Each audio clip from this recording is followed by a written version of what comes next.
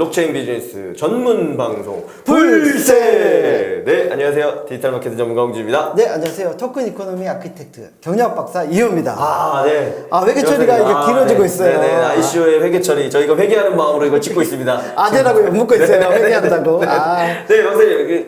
지금 벌써 이제 세 편에 걸쳐서 기본적인 사항을 쭉 말씀을 드렸고, 그럼 좀 정리해서 현실적으로 지금 전체적으로 이 회계 처리를 어떤 관점에서 보고 어떻게 이해하고 있는 게 좋을지에 대해서 좀 정리해서 이번에 쭉 말씀해 주시면 좋을 것 같은데요.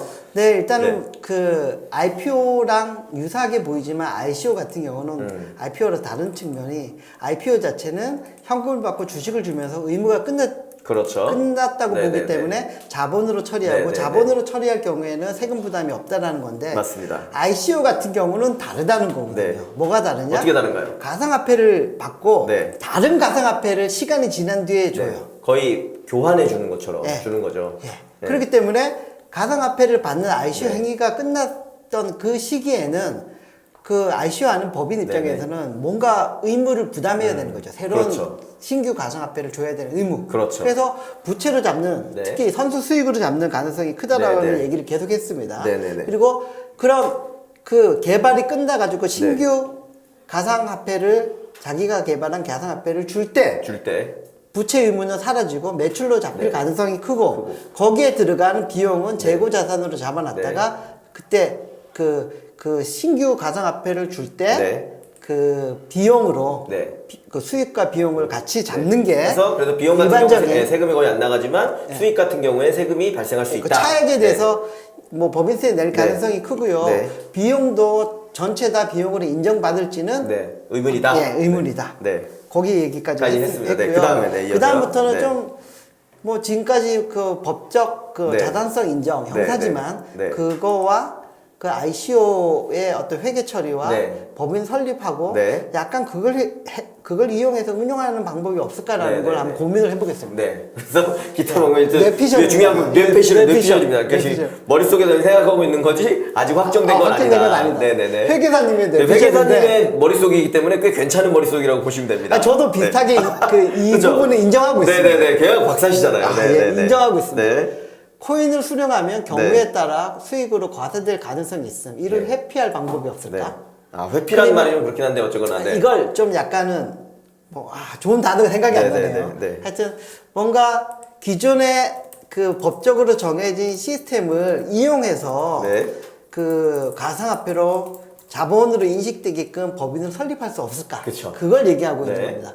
현물 출자 방식이 있어요. 네. 법인의 자본금을 네. 자본금 납입을 네. 금전이 아닌 것으로 하는 거예요. 네. 예를 들면 내가 주택이 있다. 네. 뭐 아파트가 있다. 사무실 공간을 제공할게. 네, 사무실 공간을 제공함으로써 자본으로 그 법원의 인정을 받으면 그 받을 수 있거든요. 네. 그리고 뭐 그때는 또 세금도 없어요. IT 기업 같은 경우는 보통 이제 뭐 서버를 우리가 감당해 준다든지 뭐 PC에 대한 어떤 걸 제공한다든지 이런 게 보통 현물 출자의 방식으로 실제 많이 아니면 사용하는 방식이죠. 네. 인터넷 서비스 네. 기업 같은 경우는 네, 네, 네. 지적 재산권, 네, 되게 네. 중요한 지적 네, 재산권 네, 이런 네. 것들을 내면서 네. 여기에 대해서 가치를 인정해줘. 네, 네, 네. 인정받아가지고 네. 자본금에 편입시키고 네. 자기 지분을 높이는 경우도 네, 네. 있습니다. 그리고 유상감재라는 것은 그 쌓여있는 자본금을 주주에게 그 자본금을 축소시키면서 다시 나눠주는 게 네. 감자입니다. 네. 근데 보통 감자는 무상으로 그냥 그 회사 상황이 안 좋았을 때 네. 자본 잠식이 심하게 됐을 때 자본금을 축소해서 새로운 자본금을 넣어서 자본 잠식을 벗어나게 하려고 무상 감자를 많이 치는데 네. 유상 감자라는 거는 돈을 많이 벌고 있는 기업이야. 여기 현금을 내가 빼가고 싶어. 네. 그러면 그 주주들한테 같은 그 비율로 지분을 여기 그 비율대로 할 수도 있고 네. 차등 감자도 됩니다. 차등도 되나요? 네, 네. 차등도 됩니다. 이걸 그 줄이면서 현금으로 나눠주는 네, 게 나눠주는. 유상 감자입니다. 현재는 이제 ICO 투자 자금을 모집할 때 수익으로 처리될 가능성이 높습니다. 그렇죠. 바로 유틸리티 토큰을 판매하면서 바로 수익으로 그렇죠. 인식될 가능성도 네, 있는 네, 거고 네, 네. 아니면 신규 토큰을 네. 줄 때 나눠줄 때. 예, 그때 가서 수익으로 인식될 네, 네. 가능성이 있지만 네, 네. 시기의 문제지만 네, 네, 네. 수익으로 처리될 가능성이 되게 높습니다. 네. 근데 예를 들면 내가 비트코인이 네. 있어. 근데 비트코인이 우리나라 대법원에서 네, 네, 네. 자산성으로 인정을 받았잖아요. 네. 네. 자산성을 인정을 받았다는 것은 현물 출자 가능성이 네. 높다라는 거거든요. 네. 비트코인으로 그렇죠. 아니면 이더리움으로 현물 출자를 해요. 네. 예. 현물 출자를 해가지고 기존 제도권에서 법인의 주주가 되는 거야. 그렇죠. 주주가 돼가지고 그거 가지고 개발을 한 다음에 신규 코인이 나오잖아요. 네. 신규 코인이 나오면 유상 감자를 쳐가지고 네. 법인 내에 뭔가 현금이나 아니면 그렇죠. 저 코인에 쌓여 있잖아요. 네, 네. 유상 감자를 치면서 네. 지분을 그러니까 투자들은 투자자의 주식 지분을 없애면서 네. 코인으로 다 나눠주는가 나눠주는, 네. 현금으로 나눠주는 방식이죠. 주로 여기서는 이제 코인을 나눠주는 네. 방식이죠. 그러면 처음에 법인 설립하는 과정으로 그 비트코인을 받았기 때문에 네. 자본으로도 인정이 그렇죠. 되면서 네. 세금 부담도 안 내. 근데 ICO 법인 입장에서는 네. 쓸데없이 주주가 들어와가지고 네. 주주총회에서 간섭하고 짜증나잖아요. 네. 그런 것들을 그때 해결할 수 있는. 코인을 발행하면서 네. 네. 유상감자 쳐주면서 내보내기 때문에 주주를 내보내면서 네. 그 정리가 되는 투자자한테는 거죠. 네. 코인 우리가 발행한 코인만 주는 방식이죠. 네, 네, 네. 상당히 네. 상당히 일리가 있고 일리가 있을 네, 수 될 있는 부분으로 네. 근데 현재는 공인된 감정인이 재산을 감정 평가사가, 평가하면은 네. 하고 법원에서 인정을 내주면 네. 현물 출자가 가능한데 네. 과연 네. 형사상으로는 비트코인의 자산성을 인정했지만 민사상으로 민사상으로 아직 아직까지. 인정하지 않았기 네. 때문에 네. 과연 법원에서 그렇죠. 승인을 해줄까? 네, 그리고 이걸 예를- 한다면 대박이지. 맞습니다. 이걸 그리고- 통과시킨다면. 그리고 여기서 계속 말씀드린 저희가 비트코인으로 예를 들고 있기 때문에 비트코인이나 이더리움 같은 경우는 그래도 그럴 가능성이 있지만 예를 들면 그 중간에 리플 정도가 되면 이게 뭐나 애매할 수 그리고 있죠. 더 이제 내려오면서 뭐 새로 생긴 뭐 스텔라 아니면 잘 못 들은 것들 예. 이렇게 되는 경우에는 되게 애매함이 있기 때문에 예, 이 부분이 모두 이렇게 무조건 될 수 있다가 아니라 이런 방식으로 추정해 볼 수 있다 정도로 그렇죠. 보시는 게 맞을 것 같습니다. 맞습니다. 네. 네. 하여튼 그리고 ICO 토큰 네. 공개 네. 예. 그 열심히 해서 개발해서 개발비 소요되고 네. 이 단계에서 토큰은 투자자들의 소유가 아닌 법인의 네. 소유. 그러니까 그 일단은 비트코인을 출자받아 가지고 그렇죠. 그 돈 가지고 개발하게 되면 네, 만들고 있는 예, 단계에서는 그 비트코인 투자자가 네, 네, 네. 현물 출자 방식으로 넣었기 때문에 회사의 주주이기도 하거든요. 네, 네, 네, 네. 그래서 같이 코인을 소유하고 있는 그렇죠. 거야. 그러면서 경영에 계속 네, 간섭을 하게 되는 거죠. 네. 그렇기 때문에 유상감자 쳐서 주주에서 빼주면서 네, 네, 우리가 네. 만든 코인을 준다라는 네. 그 단계 같은 과정을 방식으로, 이제 네, 네. 보여주는 거고 네. 실제 유상감자 단계에서는 자본금을 줄여주면서 감자 차익으로 일단은 여기 생기면서 그렇죠. 여기서 또 세금이 발생될 가능성이 있습니다. 네. 왜냐하면 이익이거든요. 네. 이익이 발생하기 때문에 네.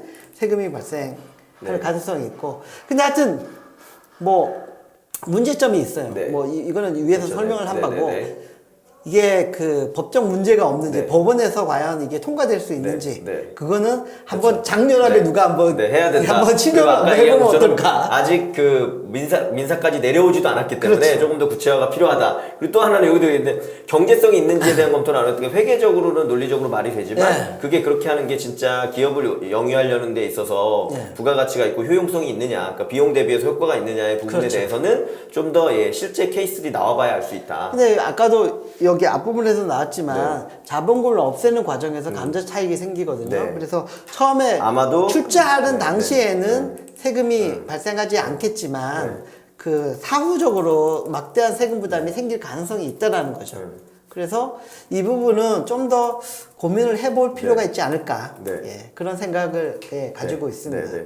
자, 그래서 정리해 보면 말씀하신 것처럼 그 지금 암호화폐가 완전히 현금처럼 인정되고 있지는 않지만 비트코인을 중심으로 뭐 비트코인이나 이더리움처럼 상징적인 의미가 있는 애들은 자산성을 자산성을 인정받고 인정받고 있고 그 자산성을 인정받는 게 명확해진다고 하면 그걸 바탕으로 토큰과 실제 그 현금과의 관계를 잘 설정해서 일부 부분에 대해서 주주 관계나 이런 것들도 명확히 하거나 해소하거나 그 사업을 진행하는 데 있어서 좀 더 효율적인 걸로 이렇게 정리할 수 있는 방식들은 예상이 되고 있다. 네. 다만 이런 부분들에 대해서 아직 뭐 민형사상 이런 부분이라든지 법원의 판단이라든지 이런 것들이 이제 시작되고 있는 거기 때문에 이런 상식적인 부분들을 기본적으로 감안해서 각 업체나 프로젝트의 특성에 맞춰서 고려하시는 게 맞을 것 같고요. 역시나 여기서도 투자자적인 입장에서는 투자 같은 경우는 아직까지는 암호화폐가 어떤 그 실제 현금으로 인정되고 있는 건 아니기 때문에 뭐 세금이 수익이 발생했다거나 손해가 발생했다고 해서